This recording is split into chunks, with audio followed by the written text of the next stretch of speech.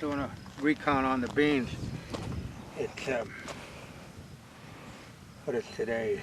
July 17th, and they were under a lot of stress, but they're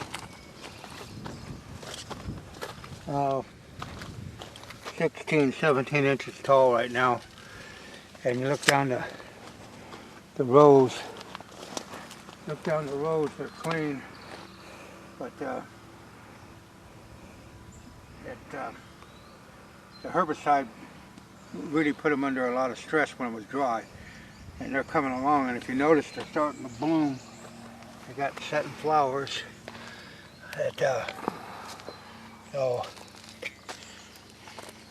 And then the background here behind me, you can see the conceal, how tall it's growing. And there's some water hemp in here. Can't get it all, but it don't take long to get it out of there. Here it is concealed. And I'll get out here with my hoe and go down through here real quick. Early in the morning, probably tomorrow morning. And you can hit them. You can take a lot of weeds out quick. But you can see this wall that we built for concealment, and it's still got a lot of growing to go. Right now that conceal is 49, that'd be 4 feet tall, 49 to 50 inches tall down to this strip. And so it's coming along pretty good. Splitting the rows somewhat worked, somewhat didn't. Here's where it worked real well. Where I went down, you can see there's 1, 2, 3, 4 rows, real nice, almost like they were drilled. And that came out to that 14 inches. How I split those rows with that 38-inch splitter or cedar, and you can see how tight those are. There should only be like 4 rows here, but we interseeded the middle, and it worked out really good. Some spots it didn't, but for the most part, on this part of the field, it worked out great. So now with that moisture, these are really going to take off. We've had, I don't know, 9 to 10 inches of rain down here in the month of July, with very little at all in June. So it's set to go now, and it's set to show you the results of the conceal and the bean crop of what we did on what had been May 13th, on a Thursday, I believe. Yep. Here's the volunteer corn, and you're going to have this infestation of volunteer corn when you don't plow it under.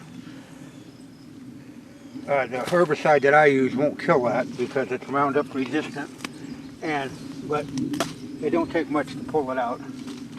But, all in all, pretty nice looking field right there. This is the 17th day of July 2021. Okay, as you can see, this is the other side of the conceal, and that's some more beans that did really good. You can see how the row spacings was. They came in fairly uniform. But this area over here, it's 120 yards long, but right at 15 yards wide. So we're going to go in there with Pure Attraction. And then this area right in this area, well, last year we had it in corn, and we're going to plant this area right where the van is in winter greens. Just keep in mind, there's no silver bullet, and nothing's going to keep wildlife, particularly the white-tailed deer, on your property. But the more times that they come to visit, the more often you'll have the sightings and more chances you may have to harvest one. But there's no guarantee, no matter what you put out here, that's going to keep them on your property. That's not the makeup of the white-tailed deer. That's why they multiplied and moved throughout the state of Iowa up the waterways. But like I say, this is right at it's going to be right at an acre of Pure Attraction, button up to an acre of soybeans, and so And there again we got the conceal going along the fence line. So everything's coming online now with the rain. Here's a little clover I put in. It did pretty good. I mowed it, fertilized it here about a week ago. But it's growing in good underneath these trees. And that's a good all-time. It was a fusion product, so it's got some chicory in it. And it's working pretty good. We'll go back to the big clover field.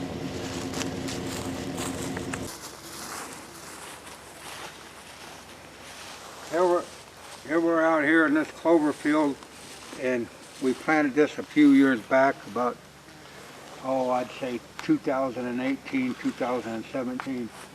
And you can tell it's really full. It's got some grass in it, but I've pulled a lot of it out. And like this stuff here, it's really easy to pull that out.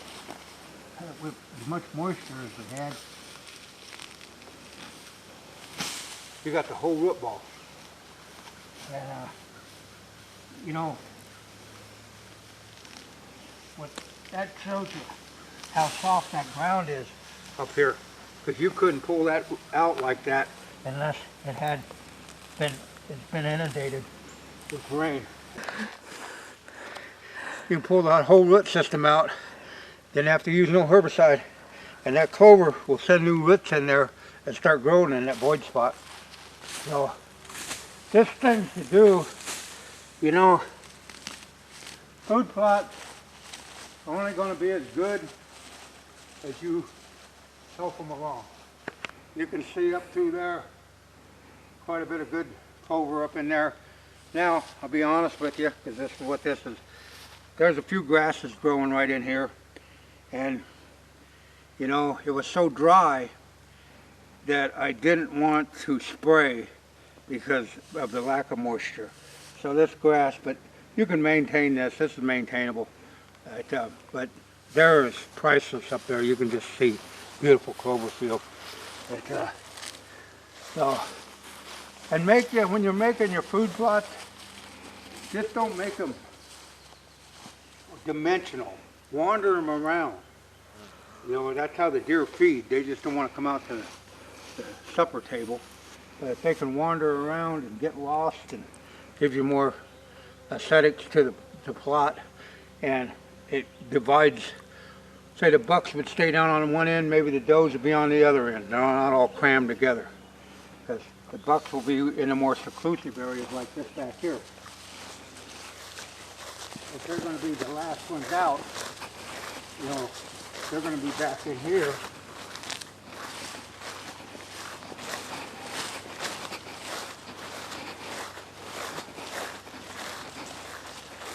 Back in these little narrow hallways, and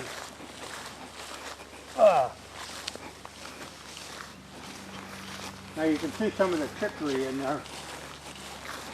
But this is what I'm talking about. You got those big wide expanses for the does and the fawns, and the bucks are going to be the last to come out at dark, or you know, late evening, and they're going to funnel into these areas that are more secluded. And so you want to have some hid away areas like that that all run together.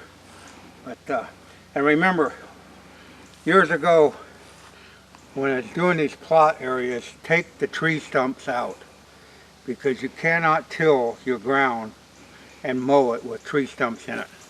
So you can see the results of taking them stumps out, all them stumps out.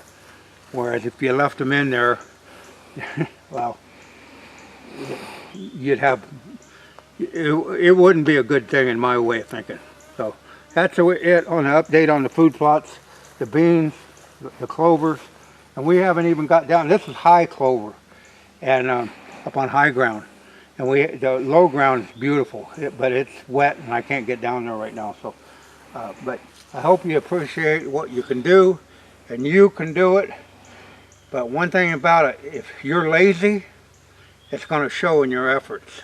And no matter what kind of seed you plant or what you do, you're going to get minimal results. You can't sit on your ass. You got to put these in motion, and you know, without doing that, then don't expect to get this kind of result.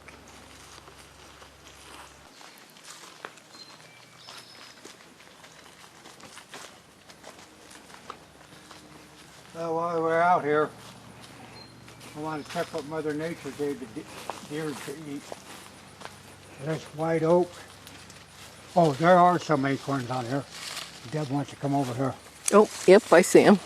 So we got some mass crop, and they might be coming on better now. But last year we had no mass crop. There was no There's acorns. some right there. Yeah. So this is a real good indication, a good sign when we're starting to see the acorns on there. And that's your wild Mother Nature food source. Yeah. We got plenty of acorns on here. They're coming on. You know, I was really worried about it, but now they're starting to make acorns on there. And up here, natural food. In here we had some walnuts. So we got some walnuts now. I know the squirrels, that's good for the squirrels. But what I wanted to show you was the diversity of nature's food source. From the walnuts to the white oaks to the mulberries. That's pretty awesome. I'm glad to see those big oaks producing. I was a little scared. And then our number one over here, we'll walk up here. Not only have we got man-made food available for the wildlife, we also, the nature takes care of them with the mass crop. Like I say, last year the mass crop down here was virtually none. And this year I'm wandering up here. Yeah. We got, well, here's a hedge apple. There's a hedge apple. And I hope over the years you people have watched my videos and seen the magnetism that this tree is not, there's some up there. There's one right up there. Yeah, it's not as loaded as it usually can be, but it can be an off year. But it still has, oh, here's a whole group of them. Look at this, Mom.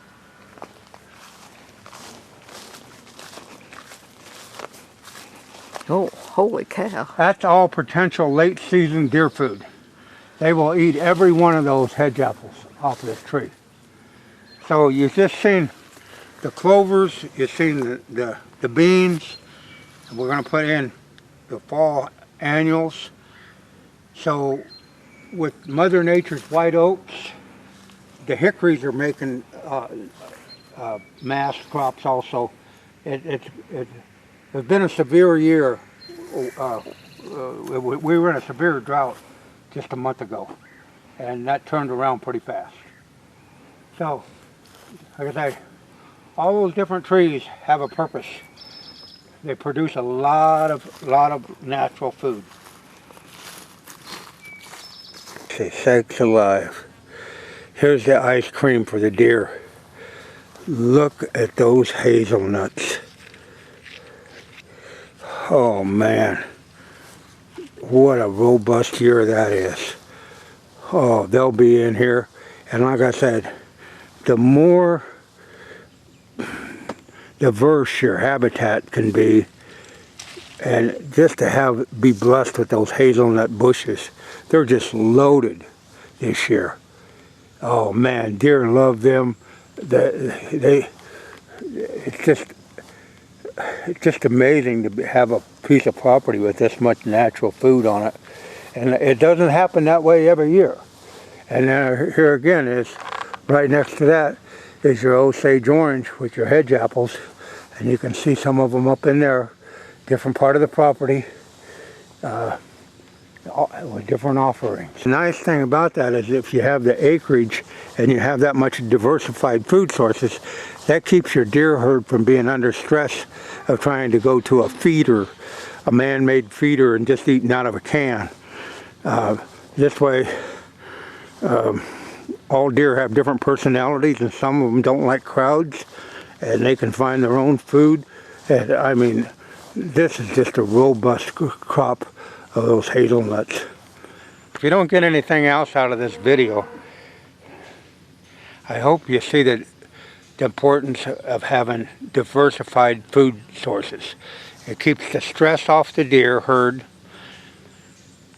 because the big bucks, they're not real social, and that way it gives them a place to go find their own niche without being bombarded by the dominant does and the yearlings. So the more diversified you can have your property, the more beneficial it will be to wildlife.